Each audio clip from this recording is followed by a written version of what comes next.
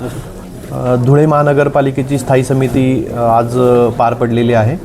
या स्थायी समितीच्या सभेमध्ये शहर विकासाचे अनेक धोरणात्मक आणि चांगले निर्णय घेण्यात आलेले आहेत। यासोबत मनपाच्या दृष्टीने उल्लेखनीय बाब म्हणजे मनपाचा जो मालमत्ता विभाग आहे त्या विभागाने 3 दिवसांमध्ये महापालिकेचे जे दुकानगाळे भाड्याने दिलेले आहेत अशा भाड्यांच्या पोटी 3.5 कोटी रुपयांची उल्लेखनीय वसुली केलेली आहे। त्याबद्दल त्या विभागाचं अभिनंदन सुद्धा इथे करण्यात आलेलं आहे।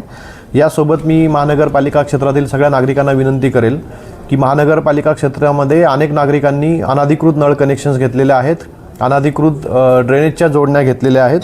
तर ह्या नागरिकांनी महानगरपालिकेकडे अर्ज करून वीज शुल्क भरून ह्या अनधिकृत नळ जोडण्या अधिकृत करून घ्याव्यात। येणाऱ्या काही दिवसांमध्ये महानगरपालिका या विरुद्ध सुद्धा एक मोहीम सुरू करणार आहे आणि अनधिकृत नळ कनेक्शन किंवा अनधिकृत ड्रेनेज जोडण्या आढळून आल्या तर त्या संबंधितांविरुद्ध महानगरपालिका फौजदारी गुन्हासुद्धा दाखल करणार आहे।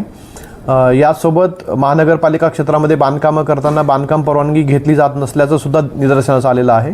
तर महानगरपालिका क्षेत्रातील नागरिकांना मी विनंती करेल की आपल्यावरील संभाव्य कायदेशीर कारवाई टाळण्यासाठी महानगरपालिका क्षेत्रात कुठलंही बांधकाम करताना महानगरपालिकेकडनं परवानगी घेऊनच ते करावं।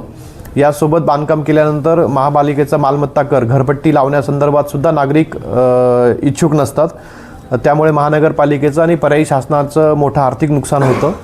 तर अशा बाबतीत सुद्धा नागरिकांना मी विनंती करेल की महानगरपालिकेकडे घरपट्टी लावण्यासाठी आपण अर्ज करावा।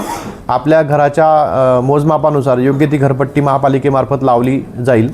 महापालिका घरपट्टीच्या बाबतीत सुद्धा एक विशेष मोहीम हाती घेणार आहे। काही दिवसांची मुदत दिल्यानंतर जर जे नागरिक घरपट्टी आपल्या घराला घरपट्टी लावून घेणार नाही त्यांच्याविरुद्ध सुद्धा कायदेशीर कारवाई महापालिका सुरू करणार आहे। महापालिकेचं आणि शासनाचं आर्थिक नुकसान केल्याप्रकरणी अशा घरपट्टी धारकांच्या विरुद्ध प्रसंगी आम्हाला फौजदारी गुन्हा सुद्धा दाखल करावा लागेल।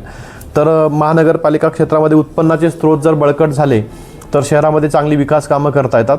त्यामुळे नागरिकांना माझी विनंती राहील की ह्या सगळ्या माध्यमातून सगळ्या परवानग्या आपण महानगरपालिकेकडून प्राप्त करून घ्याव्यात।